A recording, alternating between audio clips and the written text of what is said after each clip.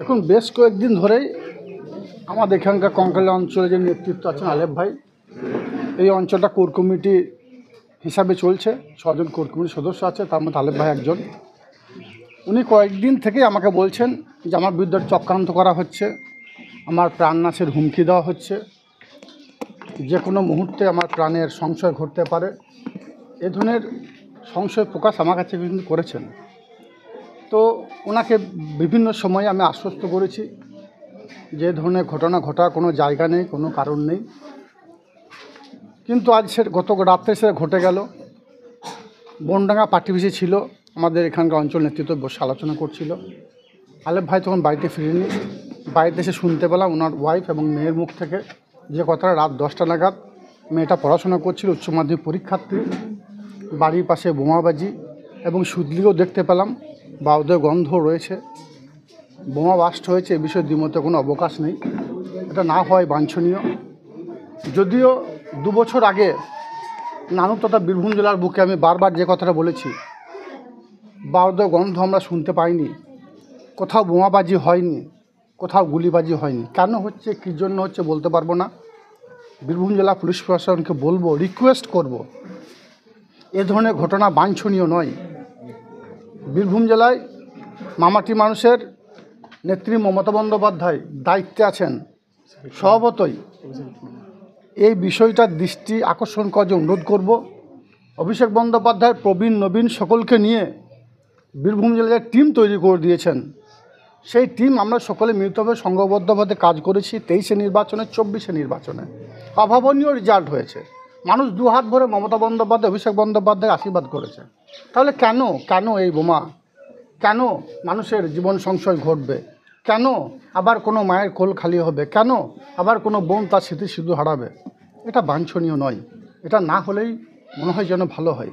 যে বা যারা করছে, পুলিশ প্রশাসনকে বলবো অতি সক্রিয়তার সঙ্গে তাদের গ্রেপ্তার করা হোক এবং তাদের জায়গা যেখানে, সেখানে তাদের পাঠানো হোক।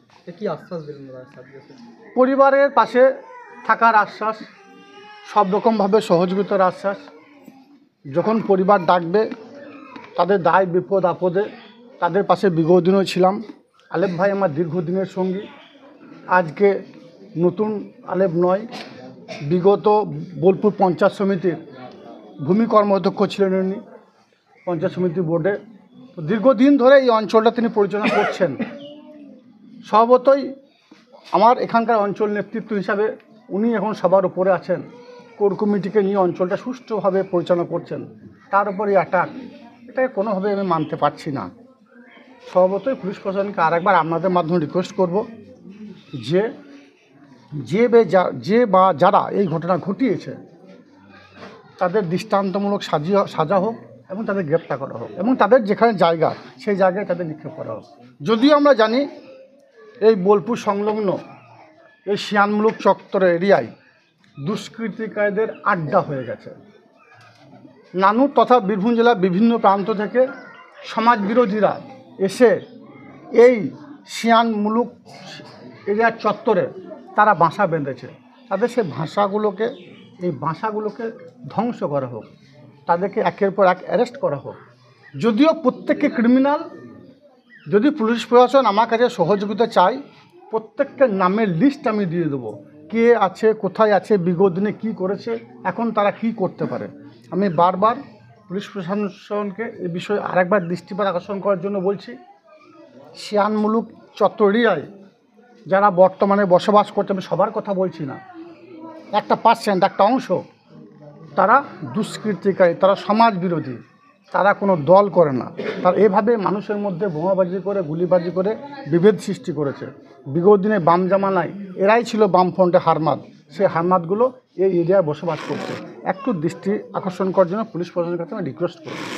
দাদা, প্রায় একই পাড়ায় বলতে গেলে উপপ্রধানেরও বাড়ি কিছুদিন আগে বোমা পড়েছিল, আবার দলীয় নেতার বাড়িতে বোমা। এই দুটো ঘটনা কি কারা করেছে বলে? কারো বাড়িতে বোমা পড়ুক এটা আমি চাই না, এটা বাঞ্ছনীয় নয়। যে বা যারা ফাটাক, বিগত দিনে যে বোমা পড়েছিল, অতি সক্রিয়তার সঙ্গে বোলপুর শান্তিনিকেতন ফাঁড়ির ইনচার্জ যিনি আছেন, তিনি তাকে গ্রেপ্তার করেছেন একজনকে। কিন্তু বোমা ফাটুক এটা আমি চাই না, গুলি চলুক এটা আমি চাই না। কারণ বিগত দিনে বীরভূম জেলার গুলিবিহীন বোমাবিহীন রাজনীতি হয়েছে। কোনো মায়ের কোল খালি হয়নি, কোনো বোন তার স্মৃতির হারায়নি, আমার মতো কোনো ভাই তার ভাইকে হারায়নি। তাহলে আবার কেন কেন কেন কিসের জন্য হচ্ছে? কে বা কারা এগুলো করছে?